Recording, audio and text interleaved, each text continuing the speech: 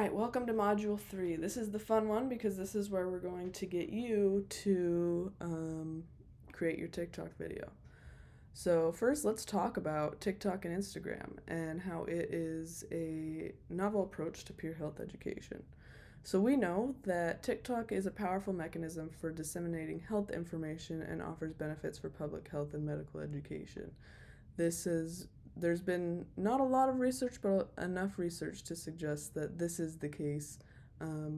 We can disseminate accurate information. There is a lot of misinformation, of course, on these platforms, but it's also a tool to disseminate accurate information. Now, comments on social media have the capability to encourage educational discussion, although we know that many comment sections fail to do so. And third, TikTok videos may help increase the likelihood of information recall. So this is what we're going to do. We want to use social media for good. We want to create social media content that's accurate and supportive. While social media sites such as TikTok come with a variety of risks, such as cyberbullying, increased thoughts of self-harm, and isolation, we also know that there are a lot of positive effects of positive social media content with accurate information. These are the benefits of that. Increased social connection and support, increased access to resources for coping, and positive shifts in perspectives and attitudes. So, again, this is where you come in. We are going to create social media content to educate and support. So your goal is, using any platform, create a 30 to 60-second video designed to educate or dispel myths related to STBs and NSSI. So we've already talked about this in Module 1, right? There are a lot of myths. You can choose any myth you want, do whatever you want, but you're just supposed to educate about STB and NSSI.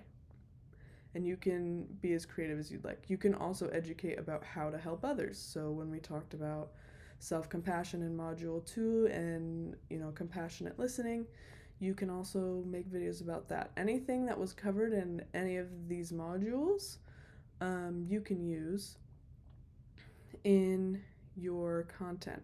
But you remember to just be creative and do what you want, and maybe even imagine your own audience, how your own audience would respond to your videos. Your target audience in this case is adolescents and young adults, so ideally your peers or those younger than you. But it's important to keep in mind because this is a competition, right? A video creation competition, so there are a few instructions that you need to follow. So first, consider the information you've learned in this training. As I mentioned, select a topic you want to focus on, and then generate ideas how you plan to share that information in your video. Ensure that information contained in the video is scientifically accurate.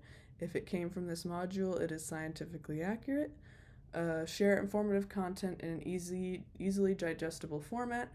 Break down complex medical terms, offer healthy living tips, and remember your audience. They won't watch it if it doesn't hold their attention. Plan out what you'll say and do, what your background will be, whether you'll include music and captions, and just remember that the video shouldn't be longer than 60 seconds. And here are some important do's and don'ts. This is part of how we will be scoring the videos in order to determine what videos are going to make it into the top 10. So use images that are neutral or symbolize hope and recovery. We don't in other words, we want to avoid NSSI-related images and details within the text, especially like NSSI wounds, methods, tools. We want to use neutral images. We want to highlight efforts to seek treatment and healthy coping strategies as alternatives to NSSI, and avoid highlights and stories that talk only of struggle, and avoid describing NSSI as the only solution. We want to talk about other healthy coping strategies that can be done. Number 3, communicate peer-reviewed research, including distinguishing NSSI from suicide. Avoid communicating misinformation, so avoid those myths. Present information neutrally using non-sensational language. In other words, avoid exaggerated descriptions of NSSI prevalence and sensational stigmatizing headlines. And then always include resources for those seeking support and help, and avoid terms that confuse the person with the behavior. People are not their behaviors. We don't want to confuse that. So just remember to kind of keep this in mind as you create your videos. Again, just so in case you missed it, that your goal is to create that 30 to 60 second video designed to educate or dispel myths related to suicide and NSSI. Be as creative as you'd like, and your target audience is adolescents and young adults.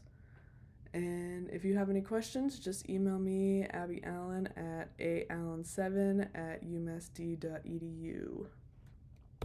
I've got it right here as well, because you also need to submit your video. Download your video as an MP4 file. Wherever you create it is fine. You just need to download it as an MP4 file. And then either upload it to Qualtrics. We'll have a Qualtrics link set up at the end of this survey if you want to use that. Or you can just email it to me at aallen7@umsd.edu with the video attached. And let me know if you have any questions, and thanks for watching.